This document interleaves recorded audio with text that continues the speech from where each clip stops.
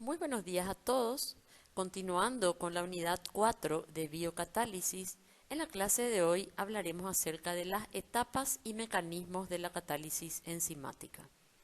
Llegado a este punto, ya hemos hablado del concepto de la catálisis enzimática, hemos revisado la estructura de las enzimas, sus características, hemos estudiado con bastante detalle a los cofactores y coenzimas y hemos hecho un análisis pormenorizado de las diferentes clases de enzimas y la clasificación sistemática.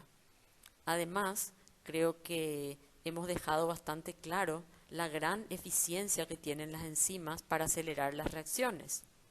Entonces, en la clase de hoy vamos a ocuparnos de entender cómo actúan las enzimas, cuáles son los mecanismos bioquímicos que transcurren en el sitio catalítico y que permiten que las enzimas sean tan eficientes en llevar a cabo las reacciones.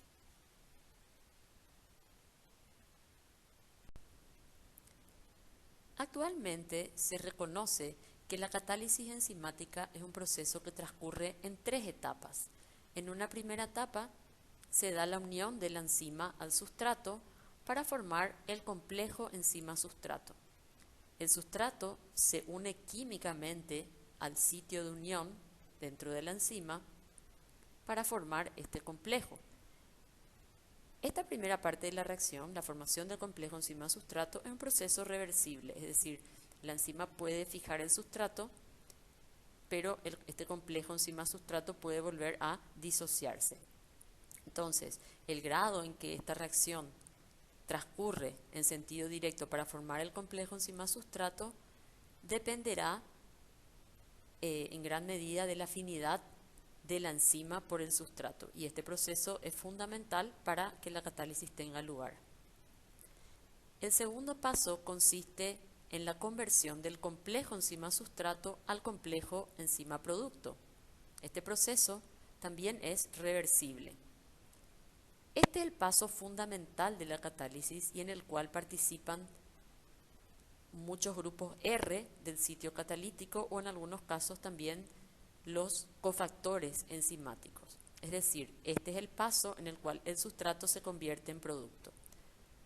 En este proceso de conversión de sustrato a producto hay siempre un estado intermedio, un estado de transición que es de relativamente alta energía y es lo que determina la energía de activación de la catálisis, o sea, de la reacción catalizada, y por ende es lo que determinará la velocidad neta de reacción.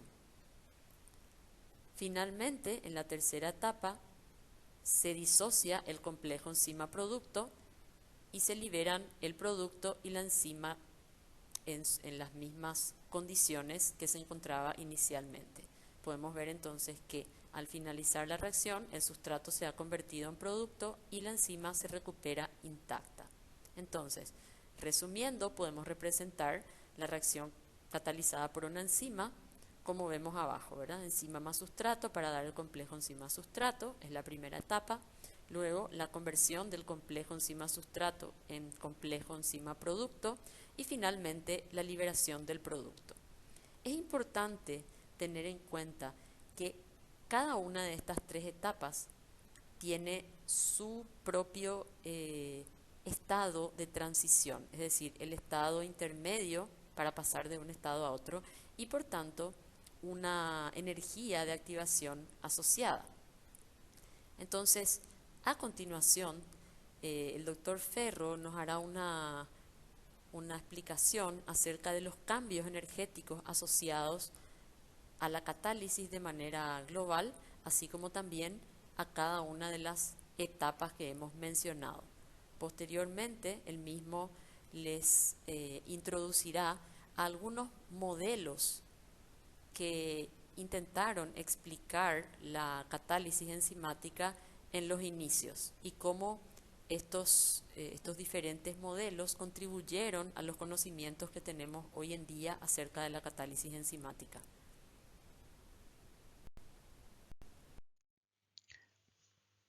Analizando la coordenada de reacción de una reacción con catálisis enzimática, el trazado en azul. Tenemos en la primera parte la formación del complejo enzima-sustrato, que como cualquier reacción tiene una barrera energética, dando lugar a la formación de una situación más estable, que es el complejo enzima-sustrato. Este proceso es favorable debido a la entalpía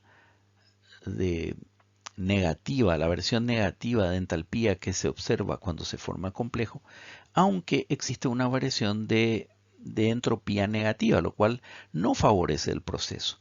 Esta formación de complejo enzima-sustrato hace que, sobre todo la molécula de sustrato, pierda grados de libertad y por lo tanto decimos que las enzimas funcionan como una trampa de entropía. Luego el complejo enzima-sustrato experimenta las distorsiones propias para llegar al estado de transición y este evoluciona a la formación del complejo enzima-producto, que estaría representado por este valle, para evolucionar a la liberación de la enzima y obtención del producto de la reacción.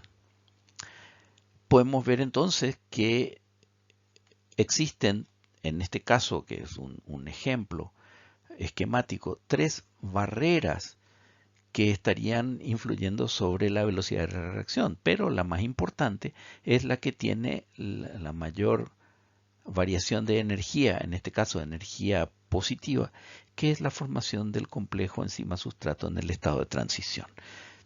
Ese intermedio del estado de transición y su formación es el que va a condicionar la velocidad del proceso global. Desde un principio se intentó explicar por qué las enzimas son capaces de hacer lo que hacen. El primer modelo de explicación se debe a Fischer y el modelo de llave y cerradura, en el cual la molécula de enzima tiene una superficie en la cual encaja estructuralmente el sustrato para dar el complejo enzima-sustrato que evoluciona a los productos de reacción y la liberación de la enzima. En un momento veremos una crítica importante a esto desde el punto de vista energético. El siguiente modelo que intenta explicar la teoría de la acción enzimática se da Kosteland con el modelo de encaje inducido, en el cual se propone que el sitio activo de la enzima liga al sustrato, pero la enzima cambia en su conformación, sobre todo en aquellos residuos involucrados en la unión y la proximidad, de manera a acompañar esa distorsión de la molécula de sustrato para liberar los productos y la enzima recupera su conformación original. De entre estos dos modelos, el segundo es más válido para explicar la acción enzimática. Es el que llamamos modelo de encaje inducido. Existe una modificación del modelo de encaje inducido, de ajuste inducido, que nos aproxima más a esto que hemos observado y más que una simple distorsión de la molécula del sustrato por su unión a la enzima, se preconiza que existe la estabilización del estado de transición. Según esto, el centro activo de la enzima es complementario, pero más que ser complementario al sustrato o al producto de la reacción, es complementario al estado de transición. En consecuencia, la unión del sustrato a la enzima hace que se evolucione a la distorsión de la enzima para alcanzar ese estado de transición estabilizado que permite evolucionar fácilmente a los productos. Si analizamos los perfiles energéticos para una reacción sin catalizar o la catálisis bajo estas dos teorías que explican la catálisis, tendríamos en el primer caso una reacción de sustrato a producto sin catalizador con una gran barrera energética necesaria para sobrepasar la energía de formación del estado de transición. En el modelo de Fischer o de llave y cerradura hay un problema importante, y es que si la complementariedad de la enzima con el sustrato es tan fuerte, la estabilidad del complejo enzima-sustrato sería muy grande, dando lugar a la necesidad de sobrepasar una barrera energética muy grande que prácticamente sería equivalente a la de la reacción sin catalizar. En este sentido, el modelo de encaje inducido, al indicar que la unión de la enzima con el sustrato no es una unión con unas condiciones tan favorables debido a la distorsión del sitio catalítico, nos permite una explicación más próxima a la realidad.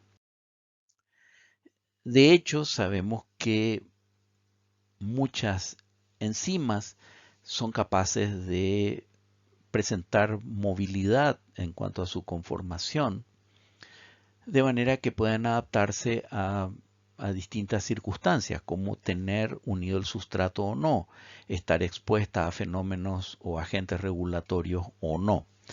Uno de los ejemplos que ilustra este cambio de conformación de la enzima cuando liga un sustrato lo vemos en el caso de la hexoquinasa, esta enzima que facilita la fosforilación del OH en 6 de la glucosa, de este OH en particular, utilizando ATP como molécula fuente del fosforilo.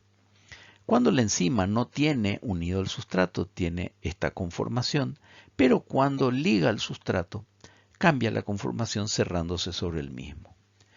Una de las acciones de este cambio conformacional en la enzima es que estos OHs, todos los OHs en la molécula de glucosa que se encontraban fuertemente solvatados, al estar rodeados por el entorno de la molécula de proteína, pierden esa solvatación, haciendo que este OH, en particular el que está fuera del plano, se convierta en un nucleófilo muy potente que ataca al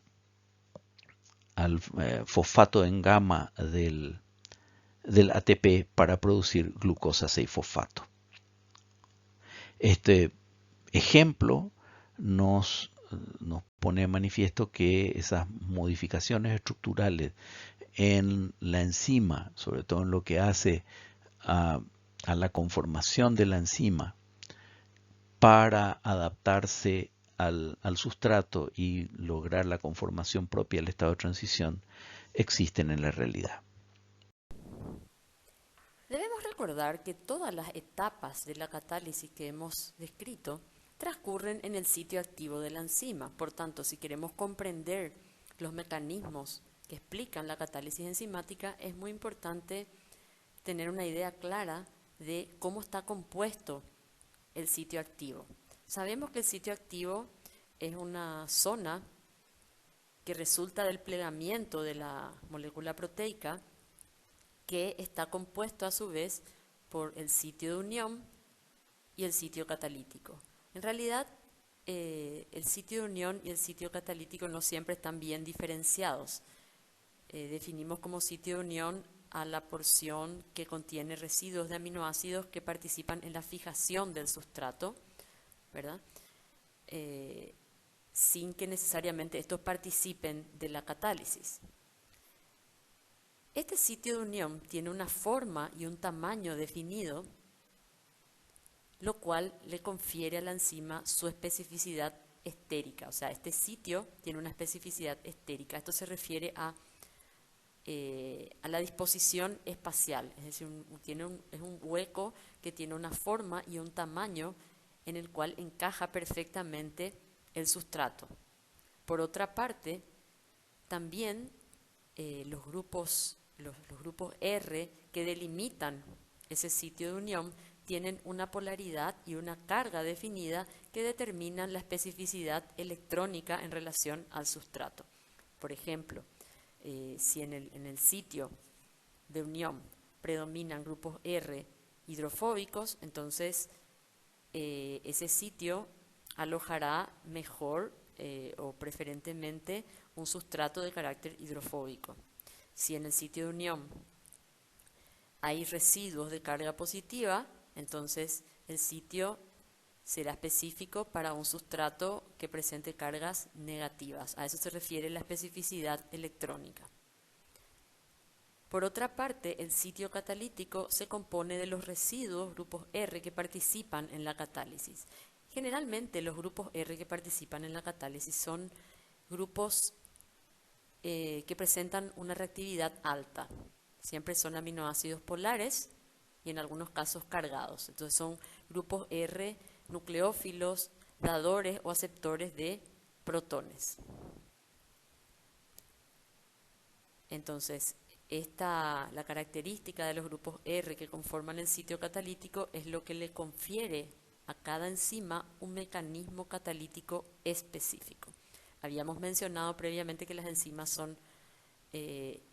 presentan especificidad de unión y especificidad de reacción. Entonces, la especificidad de unión está dada por las características de los grupos R que conforman el sitio de unión, mientras que la especificidad de reacción está condicionada por las características de los grupos R que conforman el sitio catalítico.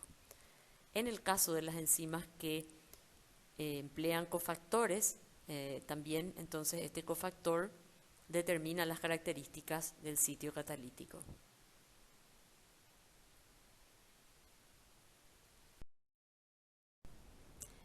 En esta figura se muestra de manera esquemática cómo está constituido el sitio activo de la enzima, incluyendo a los aminoácidos que constituyen el sitio de unión, que están aquí como aminoácidos de fijación, y también a aquellos que participan en la catálisis, en lo que sería esto que vemos aquí en el centro, ¿verdad? Aminoácido o aminoácidos que participan en la catálisis. Como podemos observar, no hay una separación neta entre el sitio de unión y el sitio catalítico. En realidad, muchas veces se encuentran muy próximos entre sí o superpuestos, conformando lo que llamamos el sitio activo. Aquí se puede ver el sustrato y podemos observar claramente cómo la forma del sustrato es perfectamente complementaria en tamaño y forma a la forma y el tamaño del sitio de unión. De esto se trata lo que llamamos especificidad estérica. Pero además de la especificidad estérica se da la especificidad electrónica, que tiene que ver con la capacidad de generarse interacciones químicas favorables entre los grupos presentes en el sustrato y los aminoácidos del sitio de unión. Entonces, esto que vemos aquí sería lo que llamamos el complejo enzima-sustrato. La formación del complejo enzima-sustrato crea una gran proximidad entre el enlace que debe romperse, en este caso, y los grupos R del sitio catalítico, que son los que participarán en la reacción. Entonces, esta proximidad hace que se produzca una reacción o una interacción entre los grupos R que participan en la catálisis y el enlace que debe romperse. Esta figura representaría entonces lo que sería el estado de transición del complejo enzima-sustrato, para dar finalmente el complejo enzima-producto. Aquí podemos observar cómo el producto, en realidad son dos productos, siguen unidos a la enzima, conformando lo que llamaríamos el complejo enzima-producto. Vemos que el enlace que debía romperse ya se ha roto, pero los dos productos resultantes de la reacción aún siguen unidos a la enzima. A continuación, entonces se produce la disociación del complejo enzima-producto, liberando los dos productos y dejando a la enzima libre e intacta para participar en una nueva reacción.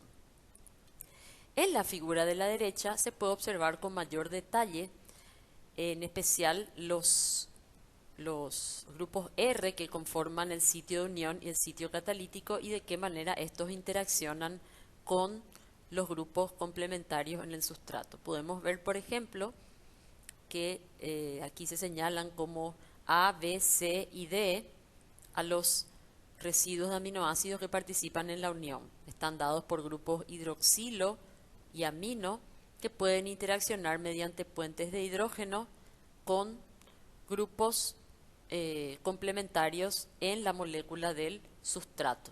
Entonces, estos puentes de hidrógeno, en este caso, intervienen en la fijación del sustrato en el sitio específico, creando esa proximidad entre el enlace que debe romperse y los grupos que participan en la catálisis.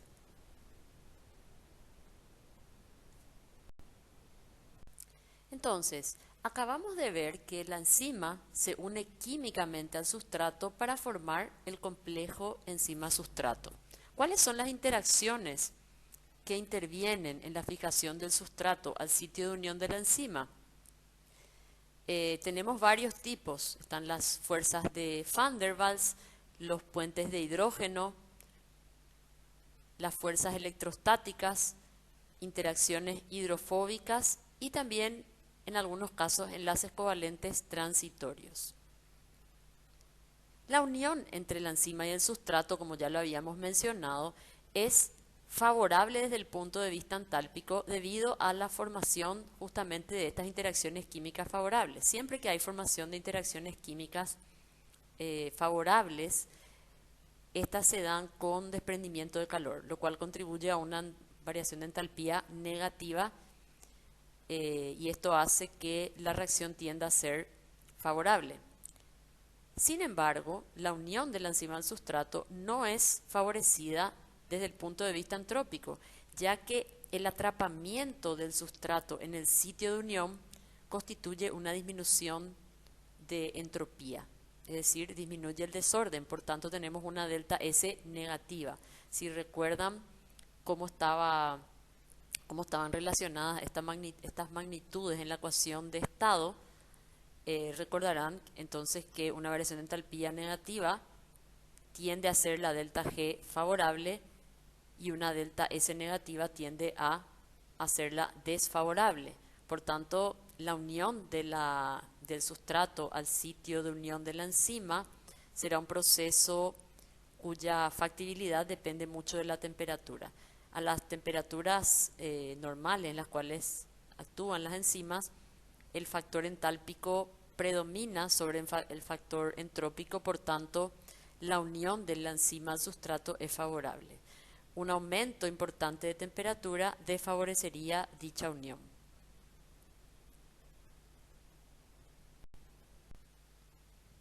En esta figura podemos observar de manera más detallada y con un ejemplo concreto de qué manera se produce la unión del sustrato al sitio de unión en la enzima. La figura corresponde a la enzima carboxipeptidasa. Esto corresponde a la enzima, esta porción que ven en rojo. La carboxipeptidasa es una exopeptidasa, es decir, una enzima que hidroliza el enlace peptídico del extremo carboxilo terminal. Aquí podemos ver la molécula de sustrato. El sustrato en realidad es una proteína, es decir, es un sustrato muy grande. Tenemos una cadena polipeptídica, ¿sí?, de la cual la porción que debe sufrir un corte o reacción es el extremo C-terminal. Por tanto, para fines prácticos, consideraremos como sustrato la porción carboxilo terminal de la proteína, de la cadena polipeptídica. Entonces, esta es la porción que va a unirse en el sitio de unión. Obviamente no puede unirse la proteína completa. Entonces, consideraremos como sustrato de la enzima la porción de la cadena polipeptídica que debe ser hidrolizada.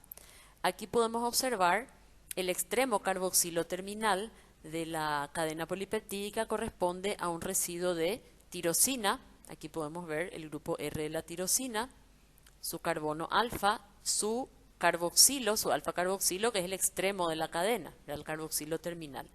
Este es el grupo alfa-amino de la tirosina, formando enlace peptídico con el penúltimo aminoácido, este sería el penúltimo aminoácido, su alfa carbonilo, su alfa carboxilo, su carbono alfa y su grupo alfa amino. Y aquí continúa la cadena polipeptídica. Bien, como podemos observar, la estructura tridimensional de la carboxipeptidasa incluye un hueco, que es esta forma que podemos ver aquí, un hueco que tiene tamaño y forma complementaria al sustrato, que estaría dado por, en realidad, los dos últimos aminoácidos, pero puede fijar específicamente el grupo R de la tirosina. Entonces, este hueco hidrofóbico da preferencia a grupos R voluminosos e hidrofóbicos, como es el grupo R aromático de la tirosina. Entonces, por un lado, eso da lugar a la complementariedad estérica y electrónica por la hidrofobicidad del sitio, que permite fijar al grupo R de la tirosina en ese lugar. Pero la unión no está dada solamente por esa característica, sino también por unas interacciones adicionales. Como podemos observar, aquí el grupo carboxilo terminal de la tirosina se une mediante puentes de hidrógeno e interacciones carga-carga con el grupo guanidinio protonado de la arginina 145. Además, también el sustrato queda fijado en esta posición por la atracción que se da entre el ion zinc de carga positiva del sitio catalítico con el oxígeno del grupo carbonilo del penúltimo aminoácido. Recuerden que el grupo carbonilo siempre está polarizado, entonces la carga negativa está desplazada hacia el oxígeno y esta se atrae con el ion zinc. De hecho, cuando hablábamos de los cofactores metálicos, habíamos mencionado que la carga positiva de los iones metálicos ayuda a orientar y fijar el sustrato en la posición adecuada para el ataque de los grupos que participan en la catálisis. Aquí podemos visualizar otra unión, una atracción mediante puente de hidrógeno entre el grupo alfa-amino del penúltimo aminoácido y el OH de la tirosina 248. Entonces, todas estas interacciones contribuyen a la fijación del sustrato en el sitio adecuado para que la catálisis tenga lugar. Más adelante hablaremos del mecanismo catalítico sobre esta misma figura. Por el momento, lo que podemos adelantar es que este enlace peptídico es el que se va a romper durante la reacción, porque la carboxipeptidasa lo que hace es romper el último enlace peptídico y liberar el aminoácido que está en el extremo carboxilo terminal.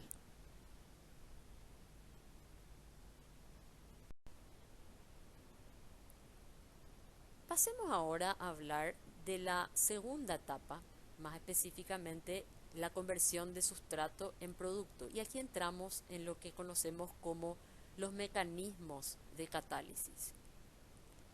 El complejo enzima-sustrato se transforma en complejo enzima-producto pasando por un estado de transición, el estado de transición del complejo enzima-sustrato.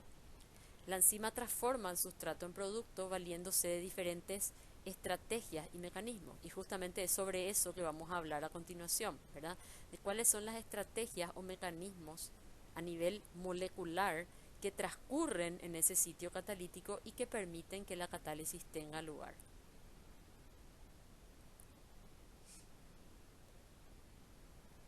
Entonces, para enumerar estos mecanismos, algunos son mecanismos propiamente dichos, otros son más que nada efectos que tienen lugar gracias a la unión de la enzima al sustrato y que contribuyen a la catálisis. Entonces podemos hablar de la catálisis ácido-base, la catálisis por mecanismo covalente, la catálisis por iones metálicos, la catálisis por interacciones electrostáticas, la catálisis por efectos de proximidad-orientación y por último la catálisis dada por la unión preferente al estado de transición. Es importante recordar que si bien nosotros estamos aquí citando por separado a todos estos mecanismos y efectos, en realidad estos, en la mayoría de los casos, estos se superponen y la mayoría de las enzimas actúan por una combinación de diversos mecanismos. Entonces, nada más recordar que la división o la clasificación por tipos de mecanismos es algo un poco artificial y más que nada con fines didácticos.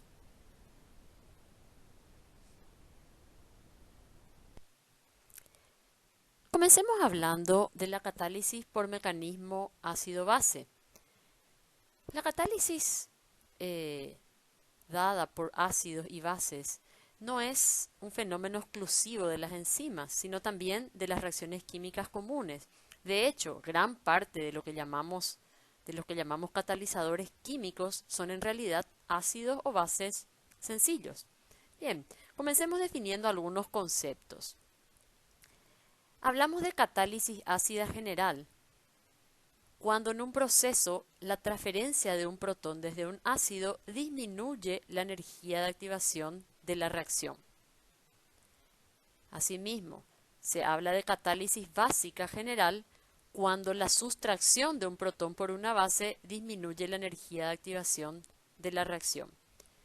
Y cuando hablamos de catálisis general ácido-base, nos referimos a reacciones que están sujetas a catálisis ácida y básica de forma concertada. Es decir, actúa un ácido y una base sobre la misma reacción.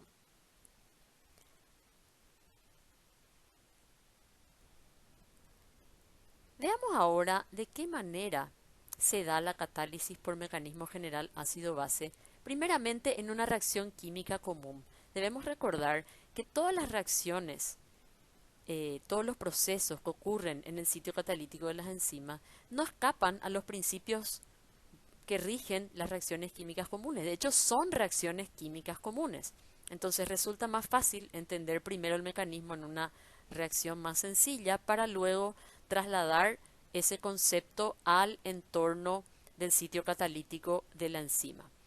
Entonces, para ejemplificar, veamos lo que sucede en una reacción que se conoce como tautomería cetonólica. Este proceso consiste en transformar un grupo ceto, que es lo que podemos observar aquí. Un grupo ceto viene de cetona, ¿verdad? Las cetonas, cuyo grupo carbonilo se encuentra ubicado en el segundo carbono, tienden a sufrir una tautomerización. ¿En qué consiste este proceso? El metilo del extremo puede perder un protón, con lo cual el par de electrones del enlace queda localizado sobre este carbono. Este queda con carga negativa, por tanto, ese par de electrones puede venir y formar un doble enlace aquí. Al formarse un doble enlace aquí, se rompe el doble enlace del carbonilo y el par de electrones queda alojado sobre el oxígeno. Este oxígeno luego captura un protón y se forma el enol, que podemos observar. Entonces, si se fijan en las dos figuras, podrán imaginarse lo que ha sucedido, ¿verdad? Se perdió un protón, se formó un doble enlace aquí, entre el carbono 1 y el 2. Entonces se rompió el doble enlace del grupo carbonilo, este oxígeno quedó con carga negativa y capturó un protón. Tanto la forma ceto como la forma nol son relativamente estables. Sin embargo, esta reacción resulta bastante difícil, puesto que para que esta ocurra, la molécula debe pasar por un estado de transición altamente inestable, que es el que se muestra en la figura. Fíjense que cuando la molécula pierde el protón, este carbono queda con carga negativa, ¿sí? Cuando se forme el doble enlace aquí y se rompa este otro, este oxígeno quedará con carga negativa. Por tanto, esta especie, el estado de transición, es una especie carbaniónica, es decir, se forma un carbanión. Tenemos un carbono con carga negativa. Esa carga negativa en realidad está distribuida entre el carbono y el oxígeno porque aquí se da un fenómeno de resonancia. Es decir, es como que tanto este enlace como este otro tienen un carácter parcial de doble enlace. Ahora, como les decía, debido a que este estado de transición porta una carga negativa, que está parcialmente distribuida entre el oxígeno y el carbono, es una situación muy inestable y altamente energética, lo cual hace que la reacción sea lenta. Entonces, ¿qué pasa con esta reacción cuando aparece un ácido en el entorno? Fíjense, ¿qué es lo que sucede? Dijimos que para que se forme el estado, para que ocurra la tautomería cetanólica deben ocurrir dos cosas principales. Debe perderse un protón y este carbono debe quedar con carga negativa. Y por otra parte, el oxígeno debe ganar un protón. Entonces, ¿qué sucede cuando esta misma reacción se da en presencia de un ácido? Como podemos observar aquí, el ácido HA. Este ácido, como es un donante de protón, facilita la captura del protón por parte del oxígeno del grupo carbonilo. Entonces, como este protón atrae los electrones del oxígeno, en realidad está atrayendo hacia sí toda la carga negativa que queda cuando este carbono pierde el protón. Entonces, si nos fijamos en el estado de transición que se forma en presencia del ácido, podemos observar que este es en realidad mucho más estable, porque esa carga negativa que antes la estaba soportando entre el carbono y el oxígeno, ahora está atraída hacia el protón donado por el ácido. Es decir, este protón tiene un efecto estabilizador sobre el estado de transición, lo cual hace que la energía de activación de la reacción baje considerablemente y la transformación del ceto en enol sea mucho más rápida. Entonces, esta figura nos permite entender cómo funciona la catálisis ácida, por un lado. O sea, en síntesis, el protón donado por el ácido estabiliza la carga negativa del estado de transición. Veamos ahora qué ocurre en presencia de una base.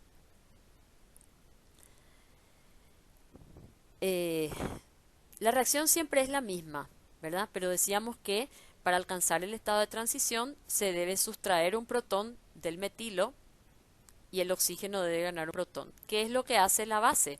La base, el efecto que tiene es de sustraer el protón que está unido, el protón del metilo, ¿verdad? Habíamos dicho que es difícil retirar ese protón porque al salir ese protón se queda una carga negativa sobre el carbono. Ahora, la base, al capturar el protón, facilita todo el proceso.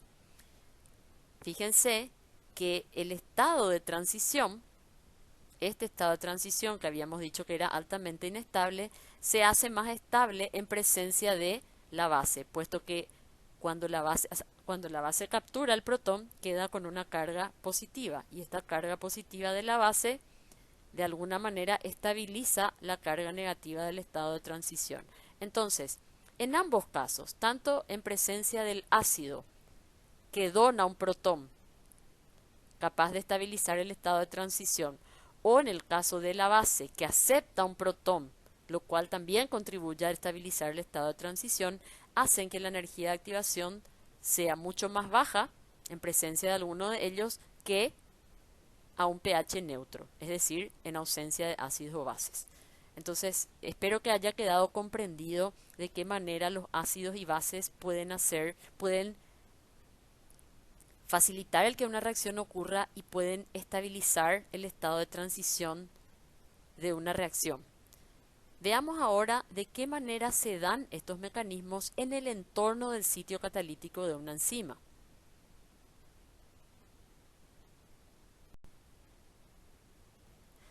Antes de entrar en un análisis más detallado de este mecanismo, pensemos un poquito qué es lo que llevó a los científicos a proponer el mecanismo de catálisis ácido-base como acción de algunas enzimas. Esto surgió a partir de algunas observaciones de que muchas enzimas tienen un pH óptimo al cual la velocidad de reacción es máxima y que en la medida que el pH del medio se aleja de ese valor óptimo, la velocidad de reacción disminuye considerablemente sin necesidad de llevar a una desnaturalización de la proteína, porque de hecho sabemos que variaciones grandes de pH llevan a una pérdida de la conformación nativa con una consecuente pérdida de actividad. Sin embargo, en algunos casos se observaba que valores de pH compatibles con la estructura nativa llevaban a una disminución en la velocidad de reacción, lo cual les llevó a suponer de que el propio mecanismo catalítico era muy sensible a los cambios de pH. Entonces, esto solo podía explicarse al considerar que hay grupos R de aminoácidos que estarían actuando como dadores o aceptores de protones en el sitio catalítico. Entonces, entre los posibles candidatos para actuar como dadores de protones están el aspartato, el glutamato, la cisteína, formas protonadas de histidina y lisina. En el caso del aspartato y glutamato, de hecho sabemos que son aminoácidos de carácter ácido, tienen grupos R carboxilo. Cuando están protonados pueden actuar como dadores de protones. Asimismo la cisteína. En el caso de histidina y lisina, bien sabemos que son aminoácidos de carácter básico, pero son de carácter básico cuando no están protonados. Una vez que se protona, se convierten en sus ácidos conjugados y pueden actuar como dadores de protones. Otros aminoácidos estarían actuando como aceptores de protones en el sitio catalítico. Entre estos tenemos a la histidina, algunos grupos N-terminales, formas desprotonadas de aspartato, glutamato y cisteína. Fíjense que aspartato y glutamato son aminoácidos de carácter ácido, pero cuando no están ionizados. Una vez que se ionizan y están en forma de carboxilato, pueden actuar como bases. Fíjense en este gráfico, podemos observar tres curvas. La curva azul representa el porcentaje de actividad máxima para la fosfatasa alcalina en función del pH. Podemos ver que su pH óptimo está entre 8 y 9, muy cercano a 9, por eso se llama fosfatasa alcalina justamente. Y cómo su actividad va disminuyendo a medida que el pH va disminuyendo o aumentando respecto a ese valor. Lo mismo en el caso de la tripsina, cuyo pH de acción óptima es cercano al neutro, y en el caso de la pepsina, un pH óptimo entre 1 y 2, alrededor de 1,5. Esto es lógico si recordamos que la pepsina es una enzima que se encuentra en los fluidos estomacales, que tienen un pH muy bajo. Bien, entonces, ¿cómo se explica esa disminución de actividad de estas enzimas al modificarse el pH, puesto que estos cambios de pH alteran el estado de protonación o desprotonación de residuos de aminoácidos, lo cual podría alterar por una parte la estructura proteica, puede alterarse también el sitio de unión, la unión de la enzima al sustrato, o bien la propia actividad enzimática, es decir, si son aminoácidos que intervienen en la unión o la fijación del sustrato, podría alterarse, el pH podría alterar, de hecho, la fijación del propio sustrato. Pero también podría ocurrir que el sustrato se una normalmente, pero que se cambie el estado de protonación de los residuos del sitio catalítico. Por tanto, estos aminoácidos que deberían participar en la catálisis no lo harán o lo harán de manera menos eficiente, con lo cual se evidencia una disminución de actividad o de velocidad. Algunos ejemplos de enzimas que actúan por mecanismo de catálisis ácido-base son la lisozima, las proteasas asparticas como pepsina, proteínas del VIH y otras varias. Veremos a continuación un ejemplo de mecanismo de catálisis ácido-base, que es el que se da en la lisozima.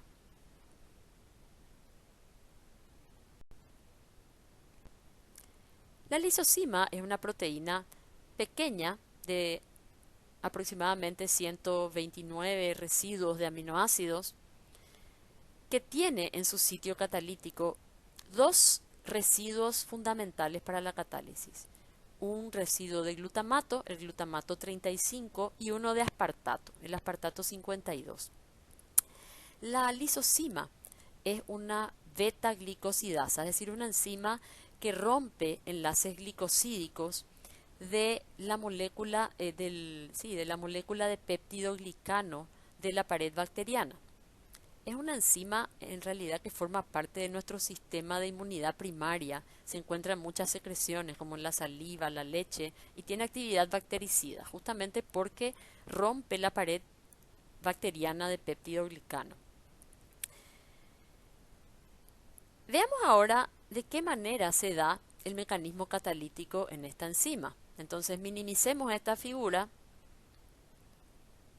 y veamos esta otra donde se ilustran las etapas del mecanismo catalítico de esta enzima. Para entender el esquema, primero debemos aclarar que estos semicírculos que vemos en marrón constituyen el sitio catalítico. Lo que vemos en negro representa el sustrato, es decir, en realidad el sustrato es la pared de péptido glucano, que es una molécula muy grande, ¿verdad? Pero solamente se visualiza aquí los dos residuos. Uno es el residuo de ácido N-acetilmurámico unido por enlace glicosídico beta 1,4 a una unidad de N-acetilglucosamina. Entonces este es el enlace glicosídico que se va a romper. Y se muestra también en verde el residuo de glutamato 35 y en rojo el residuo de aspartato 52. Como podemos ver, el residuo de glutamato 35 está protonado, por tanto actuará como ácido, y el de aspartato 52 está desprotonado, por tanto actuará como base.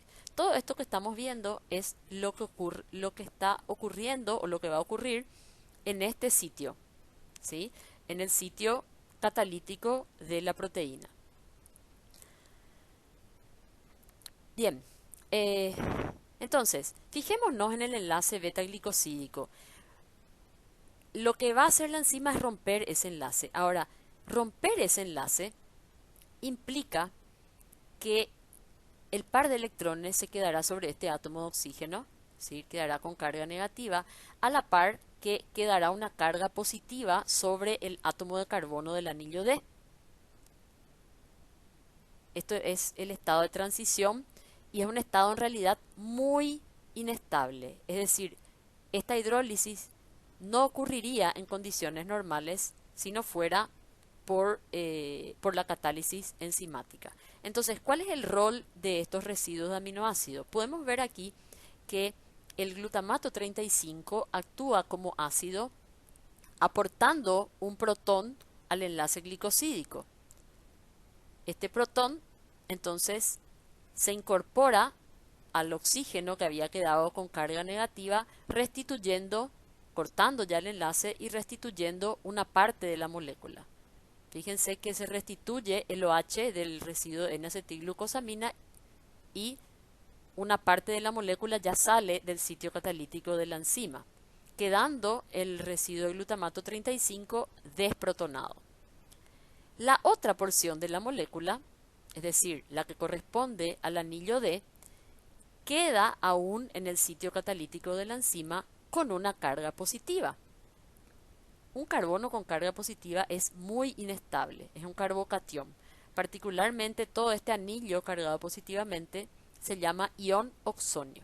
Un ion oxonio es una especie altamente inestable, que prácticamente no puede existir fuera de este entorno catalítico. ¿Qué es lo que hace que en el sitio catalítico sea menos inestable? Que la carga positiva del ion oxonio ahora será estabilizada por la carga negativa del ion aspartato, que en este caso estaría actuando como base o nucleófilo. Entonces, el ion aspartato 52 estabiliza el estado de transición, que es el ion oxonio. A continuación, el carboxilato del aspartato ataca a este carbono formándose un enlace covalente Por tanto, se forma un intermedio covalente en la enzima. Es decir, momentáneamente una parte del producto, porque este ya sería el producto, queda covalentemente unido a la enzima. Enseguida, este enlace covalente será hidrolizado por una molécula de agua. Ahora, sabemos que el poder nucleófilo del agua es muy bajo, el agua es un nucleófilo débil. Y aquí otra vez interviene los residuos del sitio catalítico, el glutamato 35, que había quedado con carga negativa, actuando como una base y sustrayendo un protón de la molécula de agua. Sustrae este protón, con lo cual queda un grupo hidroxilo cargado negativamente, que ahora sí tiene un fuerte poder nucleófilo y ataca al carbono, a este carbono, y al atacar este carbono se rompe el enlace covalente que este anillo estaba formando con el aspartato 52. Se restituye el OH y se libera la otra porción del producto o el otro producto, quedando el aspartato 52 en su forma original o desprotonado. Y el glutamato 35, que capturó un protón del agua, queda protonado. Entonces, fíjense que se completó la reacción y los dos residuos del sitio catalítico han quedado en su mismo estado de protonación inicial. Entonces, fíjense el juego que se va dando en este mecanismo. Hay varios enlaces que se forman y se rompen, pero en todo momento estos dos residuos están actuando como ácidos o bases, facilitando la rotura y formación de los enlaces. Entonces, el glutamato 35 primero actuó como ácido, facilitando la rotura del enlace glicosídico. El aspartato 52 actuó como base o nucleófilo, estabilizando el estado de transición, el ion oxonio. Posteriormente, el glutamato 35, en su estado desprotonado, actuó como base, capturando el protón de la molécula de agua. Y finalmente, al completarse la catálisis, los dos residuos quedan intactos en el mismo estado inicial. Aquí hay una cuestión interesante que debemos remarcar. Fíjense que tanto el glutamato como el aspartato son residuos de carácter ácido, es decir, a pH fisiológico ambos deberían estar desprotonados y con carga negativa. Sin embargo, uno está protonado y otro desprotonado, es decir, el glutamato está protonado y el aspartato desprotonado. Entonces, esto permite evidenciar también otra propiedad muy importante de las enzimas. Las enzimas en su sitio de unión y su sitio catalítico no solamente generan un sitio adecuado para la unión y fijación del sustrato, sino también un ambiente que permite que los residuos del sitio catalítico se encuentren en el estado de protonación adecuado para la catálisis. Es decir, este glutamato fuera de ese sitio catalítico estaría de seguro desprotonado. Sin embargo, el entorno electrónico que se da en ese sitio permite que el mismo pueda encontrarse protonado.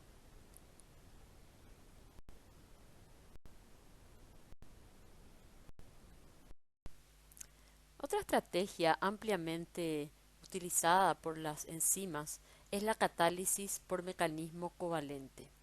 En este caso, se forma un enlace covalente entre la enzima y el sustrato o entre el sustrato y el cofactor. Generalmente, lo que ocurre es una adición nucleofílica de un grupo nucleófilo dentro de la enzima al sustrato, seguida por una eliminación.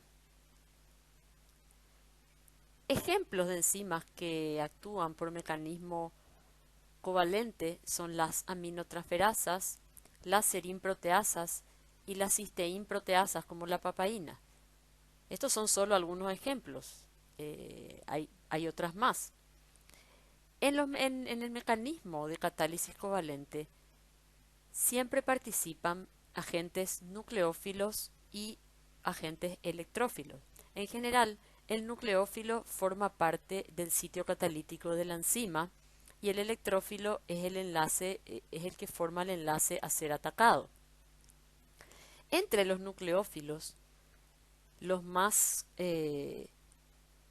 importantes o representativos son los grupos OH, grupo hidroxilo, que cuando se desprotona forma el grupo alcoxi, que es el de mayor nucleofilia, ya que tiene una carga negativa, pares de electrones no compartidos. Recordemos que una especie nucleofílica es aquella que puede aportar pares de electrones. Otro agente nucleófilo importante lo constituyen los grupos sulfidrilos, por ejemplo, de la cisteína. El grupo sulfidrilo de por sí es nucleófilo, pero la nucleofilia se acentúa cuando éste pierde un protón y se forma el grupo tiolato. Asimismo, los grupos aminoprotonados, cuando pierden el protón, incrementan su carácter nucleofílico. Otro grupo nucleófilo que suele encontrarse en el sitio catalítico de las enzimas es el grupo imidazol de la histidina. Al igual que en el caso de las aminas, el imidazol de la histidina es un nucleófilo más potente cuando se encuentra desprotonado. Entonces, en esta tabla, o sea, en este grupo podemos ver que la forma de mayor nucleofilia para estos grupos R de aminoácidos las constituyen, en el caso de los grupos hidroxilo y sulfidrilo, sus formas desprotonadas con carga negativa. Y en el caso de los grupos amino e imidazol, las formas desprotonadas de estas aminas. Por otra parte, se requiere también la presencia del electrófilo, que en la mayoría de los casos vendría a ser el sustrato, un grupo dentro del sustrato. Tenemos ahí a los protones, en algunos casos son iones metálicos. El carbono carbonílico es uno de los electrófilos más frecuentes que se encuentran, que podemos encontrar en la catálisis por mecanismo covalente. Y en la gran mayoría de los casos es el grupo atacado, ¿sí? Estaría formando parte del sustrato. En lo que es el carbono carbonilo, la porción electrofílica en realidad es el carbono carbonílico. Recuerden que entre el carbono y el oxígeno hay un orbital pi muy polarizado en el sentido de concentrar la carga negativa sobre el átomo de oxígeno. Por tanto, el carbono de un carbonilo constituye una especie pobre de electrones y muy susceptible a un ataque nucleófilo por una de las especies que se encuentran del lado izquierdo. Otro grupo electrofílico son las iminas catiónicas, también llamadas bases de Schiff. Al igual que en el caso del carbono carbonílico, el carbono de una imina es también fuertemente electrofílico debido a la carga positiva que tiene la imina protonada o base de Schiff. Aquí tenemos otra tabla a modo de repaso un poco más ampliada en cuanto a los posibles nucleófilos que podemos encontrar en el sitio catalítico de una enzima y también de los electrófilos. Entonces, veíamos que en el caso de los nucleófilos podemos tener al oxígeno cargado negativamente, procedente, por ejemplo, de un ácido carboxílico ionizado, o sea, de grupos carboxilato, por ejemplo.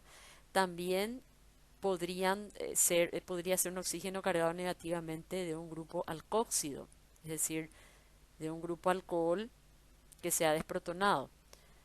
El grupo sulfidrilo cargado negativamente o tiolato, un carbono con carga negativa o carbanión también puede actuar como nucleófilo. Una amina no protonada, el grupo imidazol no protonado y por último el grupo hidroxilo. Entonces todos estos que vemos aquí en la columna del lado izquierdo son los grupos que pueden actuar como nucleófilos en el sitio catalítico de una enzima. En la generalidad de los casos, o en muchos casos, este grupo nucleófilo es parte del grupo R de un aminoácido. Por ejemplo, en el caso del oxígeno cargado negativamente, podría tratarse, por ejemplo, del OH desprotonado de una serina, una treonina o una tirosina. En el caso del sulfidrilo cargado negativamente, es decir, el tiolato, podría ser, por ejemplo, parte de una cisteína, ¿verdad? En el caso de del grupo amino no protonado, podría ser, por ejemplo, el epsilon amino de una lisina, y en el caso del imidazol podría tratarse de la histidina. Ahora, hay otros casos en los cuales estos grupos o átomos nucleófilos son parte de un cofactor. Como veremos posteriormente, hay enzimas en las cuales es el cofactor el que actúa como nucleófilo formando enlace covalente con el sustrato. En la columna de la derecha tenemos ampliada la lista de electrófilos. Recuerden que en el mecanismo de catálisis covalente, por lo general, el electrófilo, que va a ser el grupo atacado, forma parte del sustrato. Entre los principales electrófilos que son atacados en la catálisis covalente se encuentran los grupos carbonilo. En realidad es el átomo de carbono del grupo carbonilo el que sufre el ataque nucleófilo. Este mecanismo es muy frecuente en la hidrólisis, en las enzimas hidrolasas, ¿verdad? En las que hidrolizan, por ejemplo, enlaces éster, enlaces amida. Veremos después que por eso es un mecanismo muy, digamos, empleado por las proteasas que hidrolizan enlaces peptídicos. Otro, otro ejemplo es el carbono del grupo iminoprotonado. Como decíamos previamente, el par de electrones pi entre el carbono y el nitrógeno está muy atraído hacia el nitrógeno protonado. Por tanto, esto deja al carbono desprovisto de electrones y susceptible a un ataque nucleófilo. Otro grupo susceptible al ataque nucleófilo es el fosfato. Veremos que hay muchas enzimas en las cuales se da este ataque nucleófilo al átomo de fósforo de un grupo fosfato. Por ejemplo, en las fosforilaciones se da este tipo de reacción. El nucleófilo puede ser, por ejemplo, un OH que ataca al fósforo de un grupo fosfato y de esta manera el sustrato queda fosforilado. El caso de la fosforilación de la glucosa, por ejemplo. ¿Por qué el átomo de fósforo actúa como electrófilo? Bueno, si nos fijamos que está unido a 4 átomos de oxígeno, podremos suponer de que, dada la gran electronegatividad del oxígeno, los pares de electrones compartidos están muy atraídos por los átomos de oxígeno, lo cual deja al átomo de fósforo desprovisto de electrones y susceptible a ser atacado por un nucleófilo que podría ser uno de los que se encuentran del lado izquierdo. También los protones, por ser especies carentes de electrones, son susceptibles del ataque nucleófilo. A fin de ilustrar el mecanismo por catálisis covalente, veamos cómo se da este tipo de catálisis en una reacción química sencilla. Vamos a verla primero sin participación de un catalizador y luego veremos cómo ésta se facilita en la reacción catalizada. La reacción que vamos a ilustrar es la descarboxilación de beta-cetoácido. Un beta-cetoácido es un ácido carboxílico con un grupo carbonilo en el carbono beta. Como ejemplo, veremos qué pasa en la descarboxilación del aceto-acetato. La descarboxilación consiste en perder el grupo carboxilo de un beta-cetoácido en forma de dióxido de carbono.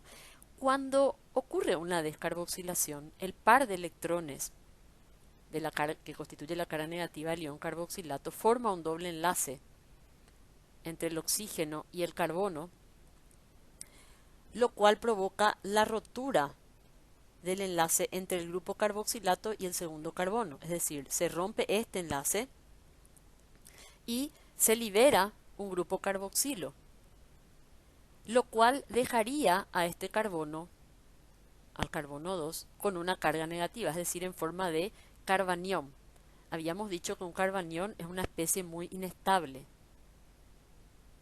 Entonces, para estabilizar esta carga negativa, se necesita alguien, algún grupo o átomo que sea un fuerte atractor de electrones. Los electrones en este caso serían atraídos hacia el átomo de oxígeno del grupo carbonilo.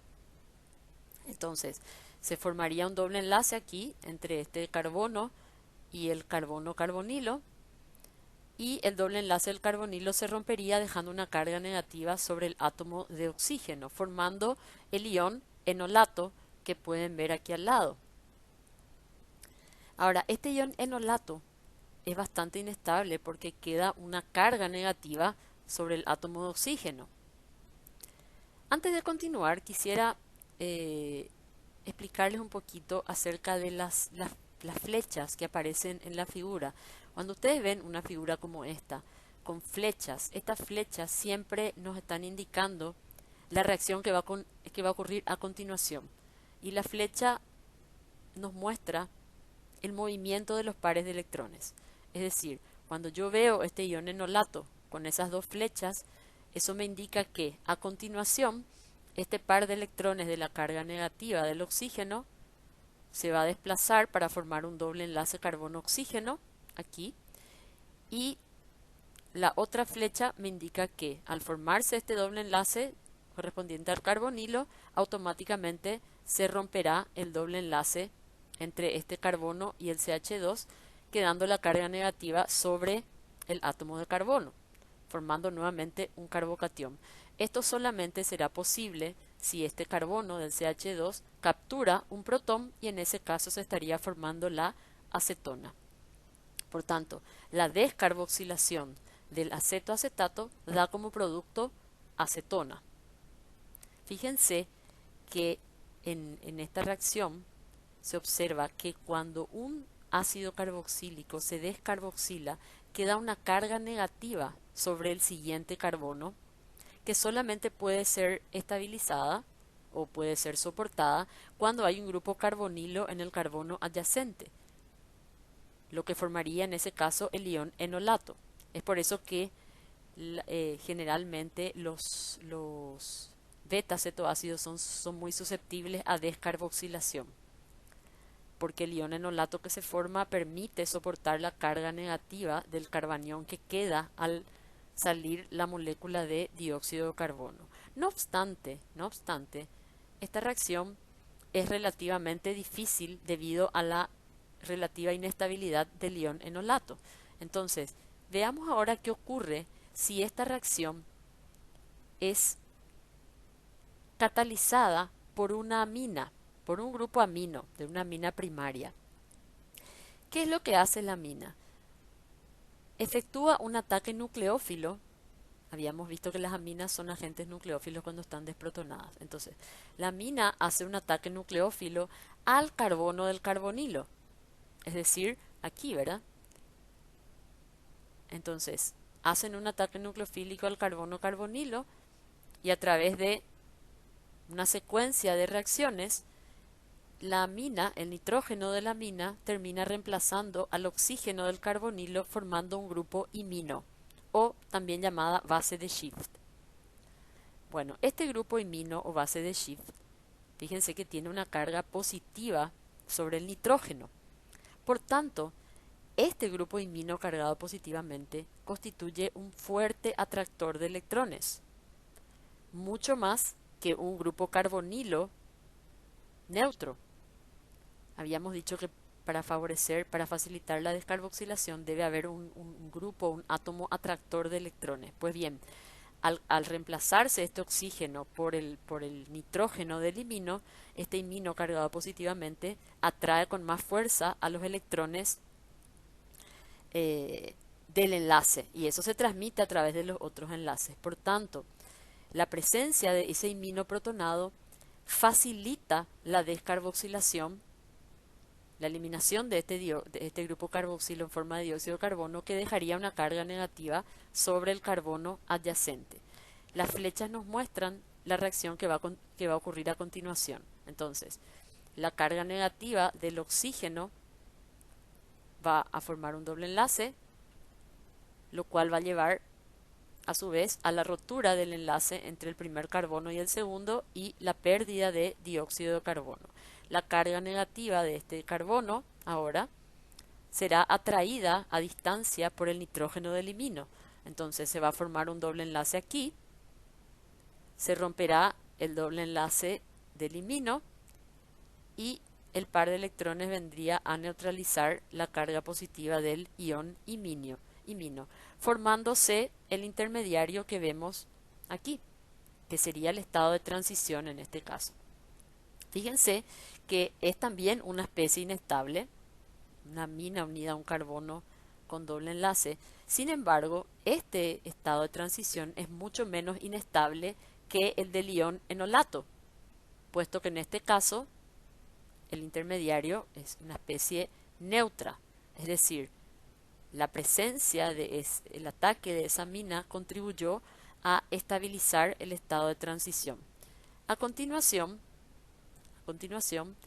el par de electrones del imino, del grupo amino, se desplaza nuevamente de la manera que indican las flechas, se forma nuevamente aquí un doble enlace, lo cual hace que este otro doble enlace se rompa y la carga negativa pase nuevamente sobre el átomo de carbono, que forma el carbanión y finalmente captura un protón, formándose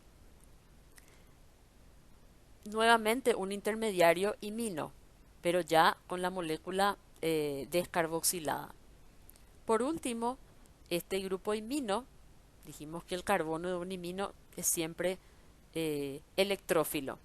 Entonces, este carbono electrófilo es nuevamente susceptible al ataque de un nucleófilo, que en este caso será un ion hidroxilo. Y fíjense que aquí se va a revertir la primera reacción que habíamos visto. El ion hidroxilo, antes el grupo amino había desplazado al hidroxilo, ahora va a ocurrir exactamente la reacción inversa. El ion hidroxilo va a efectuar un ataque nucleófilo al carbono, desplazando a la amina y formando nuevamente formando el mismo producto que es la acetona. Entonces, lo que vemos arriba sería la secuencia de la reacción no catalizada. Y lo que vemos abajo, todo el mecanismo de abajo, constituye la reacción catalizada. Este es un ejemplo de una catálisis covalente por un catalizador, en este caso sería un catalizador químico común, pero también esta amina que participa como catalizador podría ser parte de un grupo amino en el sitio catalítico de una enzima. Entonces este mecanismo nos permite describir en la catálisis covalente tres etapas principales. La primera sería la reacción nucleofílica entre el catalizador y el sustrato para formar un enlace covalente. En este caso, la formación de este enlace covalente facilitó la descarboxilación, que es justamente la etapa 2. La etapa 2 sería la retirada de electrones del centro de reacción por el catalizador, ahora electrofílico. Es decir, cuando el grupo amino atacó y formó el imino, este imino ahora se convirtió en un electrófilo, por tanto funciona como un atrayente de electrones. Fíjense que este grupo imino ejerce un efecto atractor que se traslada a todos los enlaces de la molécula, llega hasta aquí inclusive. Es por eso que la presencia de ese grupo imino hace que, o fuerza a que este par de electrones forme el doble enlace, se rompa este otro enlace y se libere el grupo carboxilo en forma de CO2, se forme este doble enlace aquí y finalmente eso permita el movimiento de este par de electrones que va a neutralizar la carga positiva del imino. Entonces, la retirada de electrones del centro de reacción sería la etapa 2. Y por último, la reacción se completa con la eliminación del catalizador, una reacción que es esencialmente la inversa de la etapa 1, como ya habíamos mencionado. A continuación, veremos de qué manera se da el mecanismo covalente en ejemplos concretos de enzimas específicas. El mecanismo de catálisis covalente se encuentra muy bien representado en un grupo de enzimas denominadas aminotransferasas o transaminasas.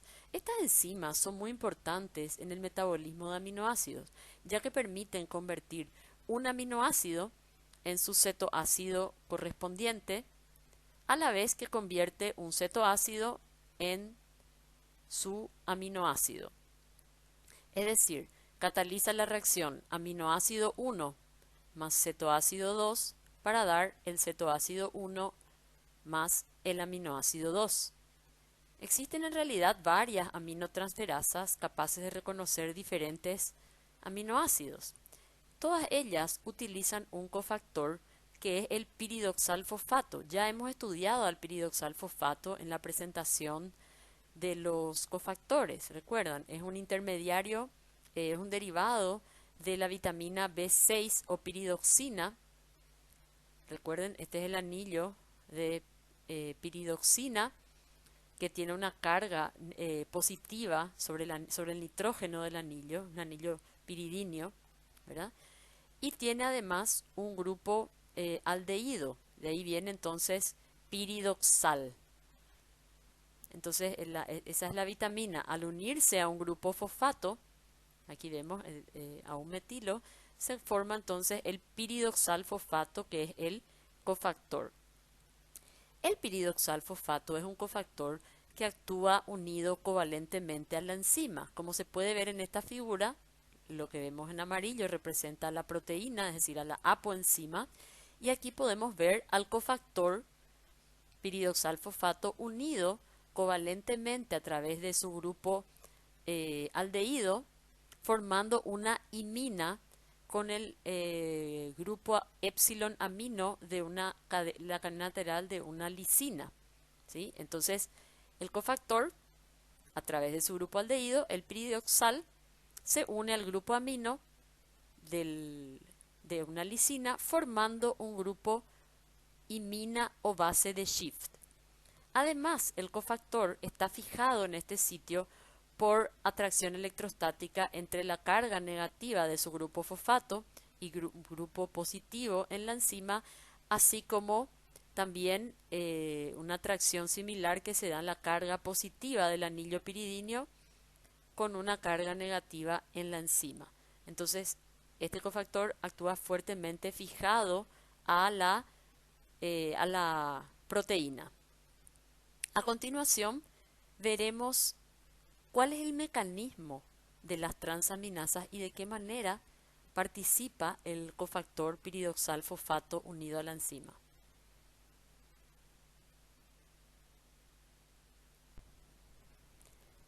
La reacción catalizada por las transaminasas consiste en un mecanismo bisustrato de tipo ping-pong, donde el aminoácido se convierte en cetoácido y el cetoácido sustrato queda convertido en aminoácido.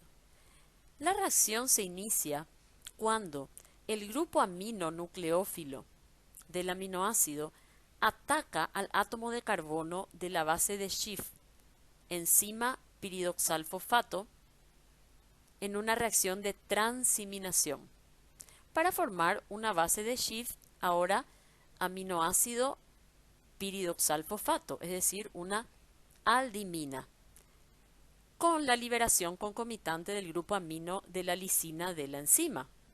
Entonces, esta lisina queda ahora libre para actuar como base general en el sitio activo. Entonces, teníamos un grupo imino formado entre la enzima, entre el grupo epsilon amino de la lisina y el piridoxalfosfato, y este grupo imino será reemplazado por otro grupo imino luego del ataque nucleofílico del grupo amino del aminoácido sustrato para formar una aldimina.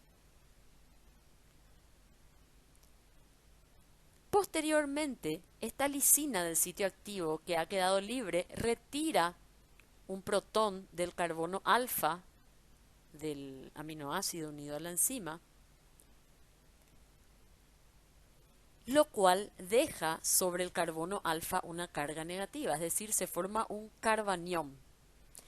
Este carbanión formado, el par de electrones que queda sobre este carbono, está deslocalizado sobre toda esta secuencia de átomos hasta llegar al nitrógeno cargado positivamente del anillo piridíneo, lo cual hace que este estado de transición carbaniónico quede estabilizado por resonancia. Esta base de Schiff aminoácido piridosal fosfato, es decir, esta aldimina, se tautomeriza ahora a una base de Schiff alfa-cetoácido piridoxamina fosfato, una cetimina, luego de la eliminación del protón del carbono beta que habíamos mencionado. Recuerden que este protón es retirado por el grupo epsilon amino de la lisina del sitio catalítico que había quedado libre. Entonces se forma la cetimina, que es un tautómero, y entonces, ¿qué es lo que sucedió aquí? La carga negativa del carbono pasó a formar este doble enlace, con lo cual el doble enlace existente entre el carbono y el nitrógeno se rompió y este carbono capturó un nuevo protón. Pueden observar lo ocurrido si comparamos esta estructura con esta. Bien, posteriormente esta cetimina es hidrolizada por una molécula de agua para dar como producto el cetoácido y piridoxamina fosfato. ¿Qué es lo que sucedió aquí? El oxígeno de la molécula de agua efectúa un ataque nucleofílico al carbono de la imina protonada. Recuerden que una imina protonada es un fuerte electrófilo, es decir, el carbono de la imina protonada es electrófilo. Entonces el oxígeno de la molécula de agua reemplazará a lo largo de dos reacciones a este nitrógeno, formándose un grupo ceto, liberando el cetoácido y dejando libre el grupo amino unido a la piridoxina, formando entonces la piridoxamina fosfato. Por tanto, podemos definir en esta secuencia tres etapas. Una primera etapa, que es la de transiminación, luego de que el aminoácido ataca al piridoxal fosfato formando una aldimina. Posteriormente, la tautomerización de la aldimina a una cetimina y una tercera etapa de hidrólisis en la cual se libera el cetoácido y queda piridoxamina fosfato.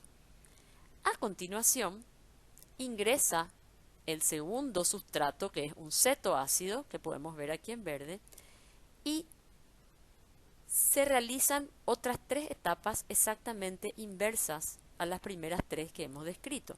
Es decir, el grupo amino de la piridoxamina fosfato ahora efectúa un ataque nucleofílico al carbono electrófilo del cetoácido, formando un aducto de tipo cetimina. Fíjense que esta cetimina es análoga a la que vimos arriba, solamente que ahora el nitrógeno está unido directamente al esqueleto carbonado del cetoácido. Bien, entonces se forma la cetimina. Luego, esta cetimina sufre una tautomerización por protonación del carbono beta. Recuerden que arriba hubo desprotonación del carbono beta. Ahora, este grupo epsilon amino de la lisina retorna el protón al carbono beta, lo cual provoca el desplazamiento de los pares de electrones, generando por tautomerización la aldimina. Por último, esta imina formada entre el aminoácido y el piridoxal fosfato es atacada por el grupo epsilon amino de la lisina, regenerando el piridoxal fosfato y liberando el aminoácido. Entonces se repiten las etapas de forma inversa, por eso le llamamos en este caso al ataque de la piridoxamina fosfato al cetoácido, que sería la opuesta a la hidrólisis, luego la tautomerización inversa y por último la transaminación, dejando como producto el aminoácido del cetoácido y el piridoxal fosfato queda intacto como se encontraba inicialmente. Entonces, como resultado de esta reacción, ¿qué es lo que sucedió? Que básicamente el grupo amino de un aminoácido en una primera etapa fue transferido al cofactor, quedando formada la piridoxamina fosfato y el aminoácido quedó como cetoácido. En una segunda etapa se produce todo el proceso inverso y este grupo amino que había venido del primer aminoácido es transferido a un cetoácido para formar un nuevo aminoácido. Por eso es que cuando miramos la reacción decimos que es una reacción en ping-pong, ¿verdad? Y por eso es una transaminación, porque finalmente el aminoácido transfiere su grupo amino al cetoácido, quedando el aminoácido como cetoácido y el cetoácido como aminoácido, solo que esta transferencia no es directa, sino a través del cofactor que es el piridoxal fosfato. Entonces, la reacción catalizada por las transaminasas constituye un ejemplo muy representativo de lo que es la catálisis covalente. Otro mecanismo del cual se valen las enzimas para la catálisis es la utilización de iones metálicos. Generalmente estos son iones de metales de transición, como por ejemplo el hierro, que puede estar en estado de oxidación +2 o +3, el cobre +2, el ion manganeso +2, el ion zinc. Estos metales tienen un rol muy importante en la catálisis de esas enzimas, dado que aportan una carga positiva, en realidad más de una carga positiva, en un amplio rango de pH. Es decir, es una carga que se mantiene aunque el pH se modifique, a diferencia de los grupos R de aminoácidos que podrían estar cargados positivamente si están protonados, pero al aumentar el pH estos se desprotonan, es decir, no es una carga positiva estable. Entonces, de ahí la importancia de los iones metálicos en la catálisis. Tienen, en primer lugar, que son portadores de más de una carga. Tienen números de oxidación +2 en la mayoría de los casos, o incluso en el caso del hierro podría ser +3, ¿verdad? Y además es una carga estable que no depende del valor del pH. Entonces, las enzimas cuyo mecanismo depende de iones metálicos son conocidas como metaloenzimas, y en este caso los iones metálicos forman parte de la estructura proteica. En general, como son elementos de transición, tienen orbitales D vacíos. Estos orbitales D son capaces de alojar pares de electrones de ciertos residuos de aminoácidos, como por ejemplo el imidazol de la histidina. La mayoría de las veces los iones metálicos que forman parte de las enzimas presentan valencias de coordinación que están ocupadas por los pares de electrones de los átomos de nitrógeno de los anillos imidazol de la histidina. En general, estos iones metálicos pueden actuar de varias maneras en la catálisis. En primer lugar, por unión, o sea, pueden facilitar la unión, fijación y orientación del sustrato. Siempre está involucrada la carga positiva, es decir, la carga positiva del metal de alguna manera podría estar polarizando u orientando algún grupo en el sustrato que lo fije en la posición correcta. Puede mediar reacciones redox, como por ejemplo en el caso del hierro, que puede alternar entre estados de oxidación +2 y +3. El cobre también puede alternar entre estados de oxidación +1 y +2. Entonces pueden funcionar como cofactores redox. Por estabilización electrostática o apantallamiento de cargas. En este caso, por ejemplo, los metales podrían estar con su carga positiva apantallando las cargas negativas de ciertos grupos y evitando con ello la repulsión que estos podrían generar. También pueden actuar en muchos casos polarizando moléculas de agua y generando agentes nucleófilos. En varias reacciones el agua debe actuar como nucleófilo, por ejemplo en una hidrólisis. Dado que la molécula de agua es un nucleófilo débil, el ion metálico con su carga positiva podría polarizar la molécula de agua y hacerla un nucleófilo más potente. Entonces, hay varias acciones que podrían atribuirse a los iones metálicos y las enzimas se valen de estas estrategias para impulsar la catálisis. Es importante diferenciar entre lo que son metaloenzimas y enzimas activadas por metales. En las enzimas activadas por metales, el metal no es un cofactor propiamente, son iones que actúan en disolución o se unen solo temporalmente a la enzima y más que nada funcionan apantallando cargas. Por ejemplo, en el caso de las quinasas dependientes de magnesio, la carga positiva del magnesio apantalla las cargas negativas de los grupos fosfato. A continuación veremos dos ejemplos bastante representativos de la catálisis por iones metálicos.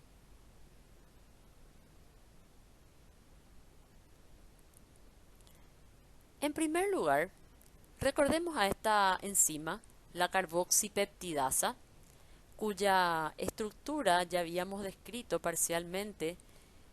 De hecho, esta misma figura habíamos utilizado como un ejemplo ilustrativo de la especificidad del sitio de unión. Recordarán ustedes que habíamos indicado que la carboxipeptidasa hidroliza el último enlace peptídico que se da entre el residuo C-terminal, que es una tirosina, y el penúltimo aminoácido. En ese momento hablamos de la especificidad del hueco hidrofóbico para alojar al grupo R de la tirosina. Habíamos hablado también de las diversas uniones que se dan primero entre el grupo carboxilo terminal y el guanidinio de la arginina, entre el zinc metálico, la carga positiva del zinc polariza el enlace carbonilo, de tal manera contribuye a la fijación y orientación del sustrato. De hecho, una de las funciones de los iones metálicos en la catálisis consiste en la fijación y orientación del sustrato en la posición adecuada para que la catálisis tenga lugar. Ahora, en este momento vamos a concentrarnos en analizar más que nada el mecanismo de la catálisis y de qué manera contribuye el ion zinc a este proceso. Fíjense que, como decíamos, el ion zinc metálico con su carga positiva atrae a los electrones del doble enlace del grupo carbonilo, con lo cual ejerce un efecto polarizador de este enlace. El ion zinc atrae fuertemente a los electrones del enlace, dejando al átomo de carbono muy desprovisto de electrones. Es decir, en este caso el ion zinc potencia o aumenta el carácter electrofílico del carbono carbonilo.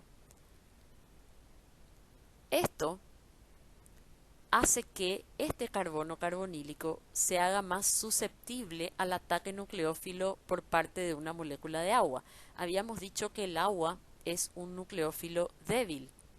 Sin embargo, cuando el electrófilo es un electrófilo muy fuerte, esto permite el ataque nucleófilo, con lo cual se formará un enlace covalente entre el oxígeno del agua y el carbono del carbonilo. Esto hace que se rompa el doble enlace del grupo carbonilo, quedando el par de electrones sobre el átomo de oxígeno, un fenómeno que ya habíamos visto previamente en otros ejemplos.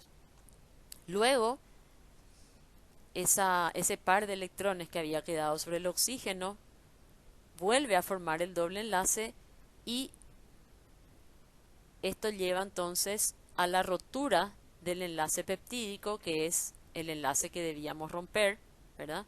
Con lo cual se produce el corte del enlace peptídico, es decir, se elimina Por una parte, la cadena polipeptídica ha perdido su C-terminal. O sea, ahora el C-terminal será este aminoácido. Se liberó el extremo C-terminal, que era la tirosina. Entonces, resumiendo un poquito, ¿cuál es el rol del ion metálico en la catálisis en este caso? En primer lugar, participa en la fijación y orientación del sustrato mediante la polarización del grupo carbonilo del segundo aminoácido.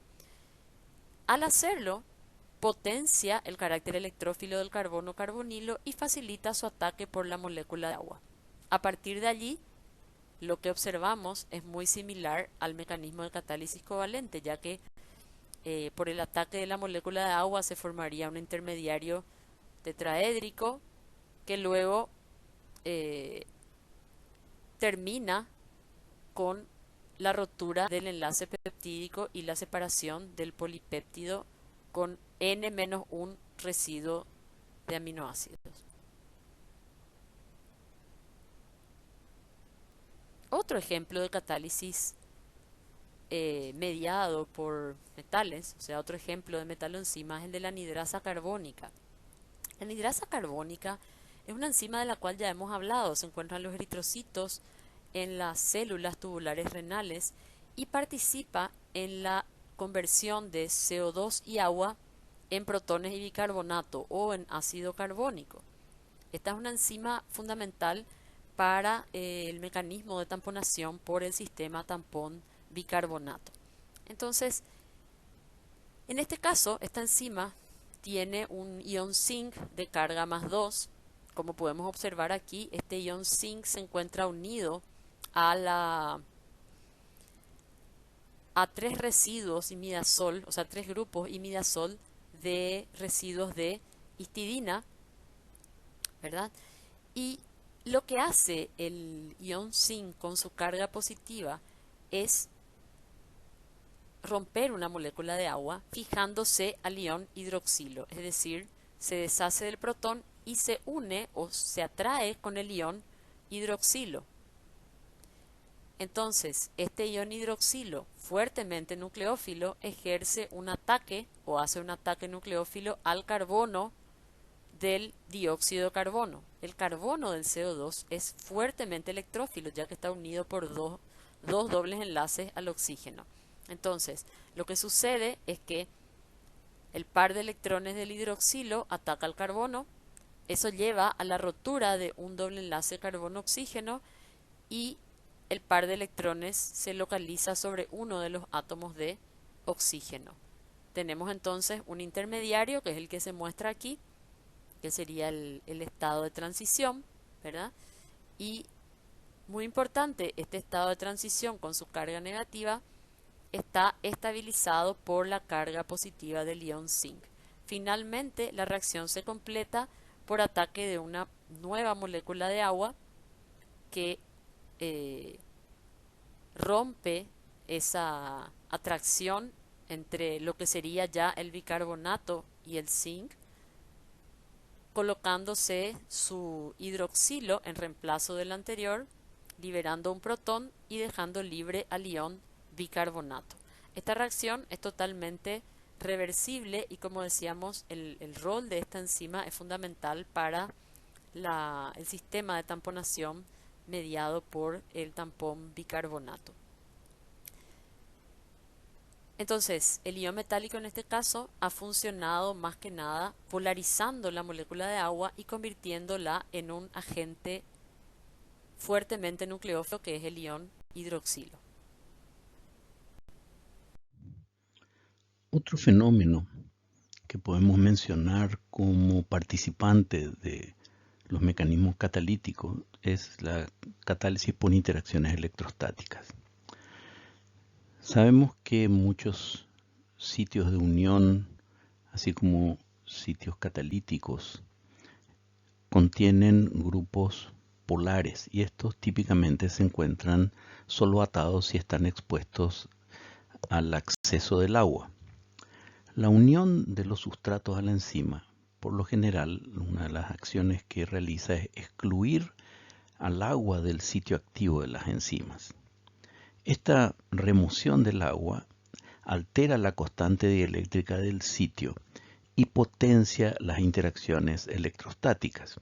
Ya habíamos visto que la hexoquinasa se cierra sobre el OH en 6 de la glucosa y una de las cosas que hace es disminuir la solvatación de este OH. Si estamos considerando que en lugar de glucosa tenemos sustratos con carga o potencialmente que puedan adquirir carga, la exclusión de agua aumenta la interacción electrostática. También sabemos que la variación de la constante dieléctrica influye en los valores de pK de las cadenas laterales de aminoácidos y altera la distribución de cargas en los sitios activos de las enzimas. Estas cargas se dispondrían de manera a estabilizar el estado de transición y al mismo tiempo servirían para guiar a los sustratos al sitio de unión, que tendrían un acceso más rápido y no solamente gobernado por los procesos de difusión. Por lo tanto, esto también es un conjunto de interacciones que tenemos que considerar para explicar la acción catalítica.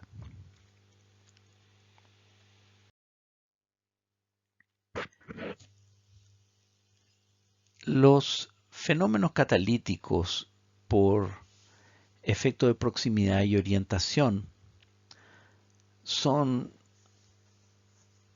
uno de los aportes que permiten explicar la acción catalítica a partir del conocimiento de la estructura de la proteína y también por analogía con algunas reacciones no enzimáticas. Sabemos que la unión de los sustratos a la enzima es productora de una situación estable y que la enzima aproxima al sustrato y lo mantiene en una orientación adecuada, aproximando los grupos reaccionantes, y esto hace que la reacción se vea facilitada. Vamos a ilustrar esto con una reacción que no es enzimática, y se trata de la hidrólisis de un éster, o sea, el paranitrofenilacetato, mediante un agente catalítico que sería el imidazol. Entonces, en este caso, el par de electrones del nitrógeno ataca al carbono del carboxílico del éster para producir N-acetilimidasolio y paranitrofenolato. Observemos una reacción muy parecida, solo que en este caso el éster tiene como parte de su estructura un resto de imidazol. El nitrógeno ataca al carbono carboxílico del éster y se produce la hidrólisis, liberando paranitrofenolato también. En la segunda versión de esta reacción tenemos una velocidad 24 veces mayor. ¿Cómo se explica eso? Podríamos explicarlo por el hecho de que este grupo atacante tiene menos grados de libertad que en este caso, y por lo tanto la proximidad es mayor y la factibilidad de lograr una orientación adecuada en el menor tiempo también hace que la velocidad se vea aumentada grandemente. La inmovilización o la proximidad de los grupos reaccionantes hace que la velocidad de la reacción sea muy grande. Pensemos en el entorno que ofrece una enzima, tanto con el grupo unión, el sitio de unión de sustrato como el sitio catalítico, aproximándose a los grupos reactivos de una manera muy precisa a unas distancias muy cortas, hacen que el proceso químico involucrado transcurra con mucha facilidad. Esto nos permite entender el por qué la catálisis enzimática está asociada a moléculas que tienen un tamaño importante. Tienen un tamaño que les da suficiente complejidad como para aproximar los grupos que están involucrados en la reacción. Hasta aquí hemos visto varios fenómenos que contribuyen a explicar la naturaleza de la catálisis enzimática. Y como ya comentamos antes, ninguno de ellos por sí solo es capaz de explicar todo el proceso catalítico. Finalmente llegamos a un efecto que sí tiene capacidad para explicar esa gran diferencia que hay en la velocidad de la reacción cuando se hace sin catálisis o con catálisis, y sobre todo cuando este catalizador es una enzima. Los aumentos de velocidad logrados por las enzimas a menudo son mayores que los que podrían razonablemente esperarse a partir de los mecanismos catalíticos que hemos explicado hasta ahora. Sin embargo, aún no hemos considerado uno de los mecanismos más importantes de la catálisis enzimática, y es la catálisis por fijación preferente al estado de transición.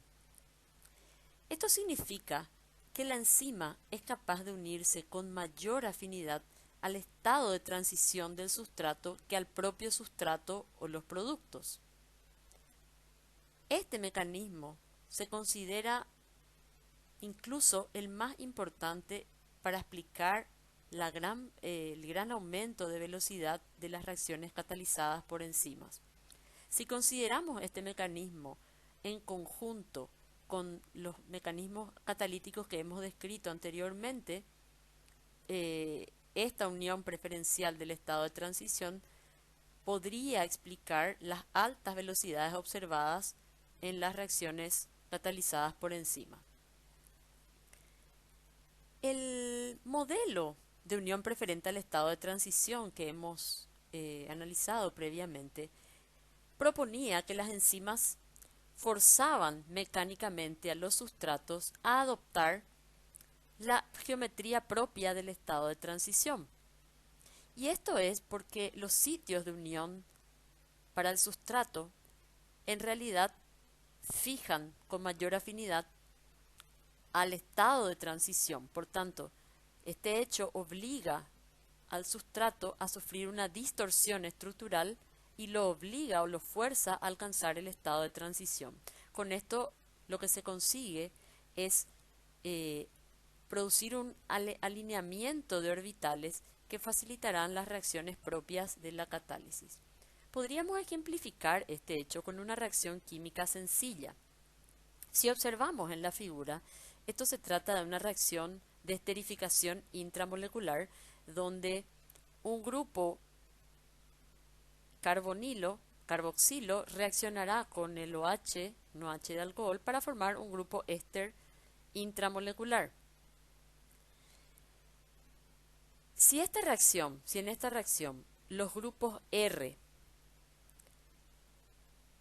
son grupos metilo en lugar de átomos de hidrógeno, la reacción es 315 veces más rápida. Es decir, la reacción es 315 veces más rápida cuando los grupos R son metilos que cuando son átomos de hidrógeno. ¿Y esto por qué? Porque la tensión estérica o el impedimento estérico que generan los grupos metilo en relación a los hidrógenos que son más pequeños, fuerzan a los grupos que deben reaccionar a acercarse más entre sí, es decir, a adoptar una geometría o una proximidad más propia del estado de transición, lo cual facilita la reacción. Entonces, esto en realidad es un ejemplo químico, aquí no hay intervención enzimática, pero nos está mostrando de qué manera digamos, las características de los grupos R del sitio de unión y del sitio catalítico pueden de alguna manera forzar estéricamente al sustrato a adoptar una geometría propia del estado de transición que facilite y que aproxime los grupos reaccionantes para que la reacción tenga lugar.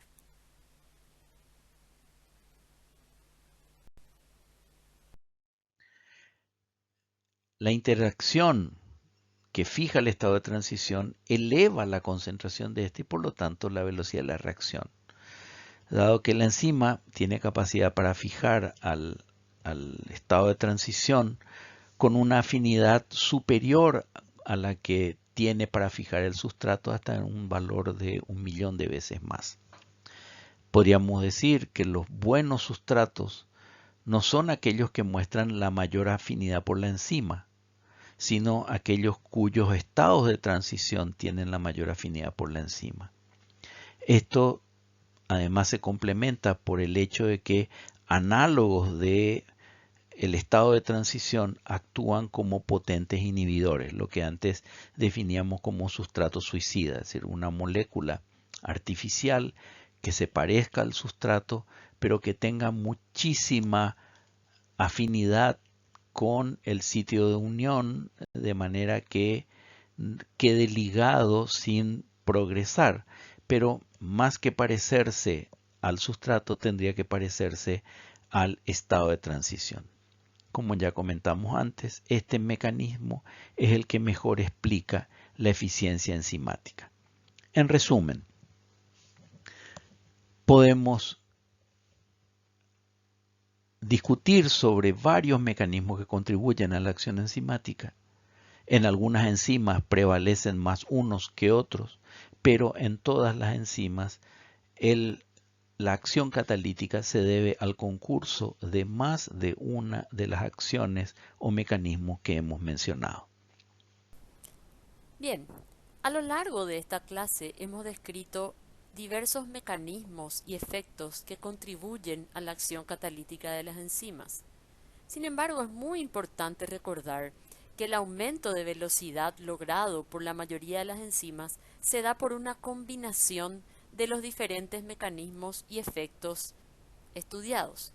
Y para ilustrar esto, vamos a volver sobre un mecanismo que les había mostrado previamente, que es la catálisis realizada por la enzima lisozima.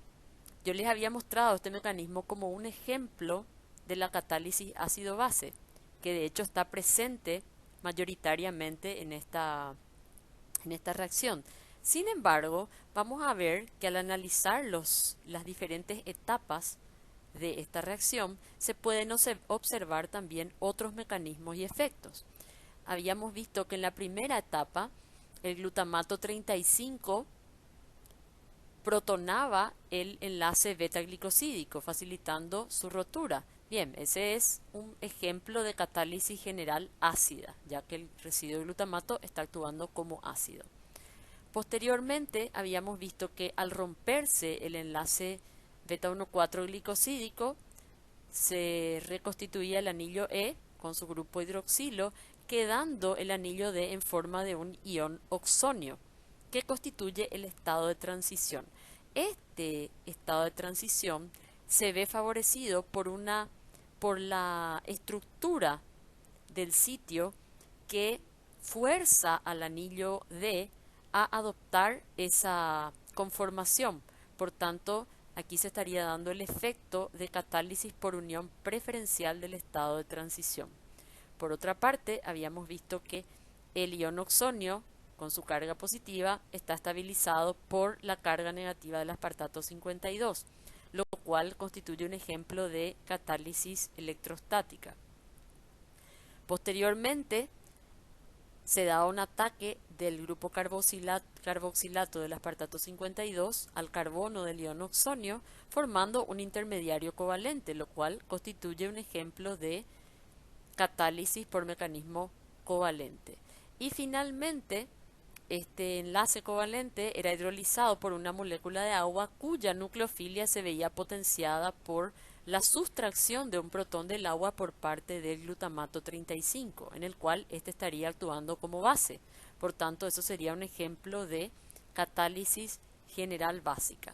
Entonces, esto es nada más que un ejemplo de cómo en una misma reacción, en el mecanismo de una reacción, pueden contribuir varios efectos y mecanismos para lograr una mayor velocidad de reacción. En la clase que viene, cuando hablemos de proteasas, veremos otros ejemplos de mecanismos en enzimas específicas donde también contribuyen una combinación de estos mecanismos.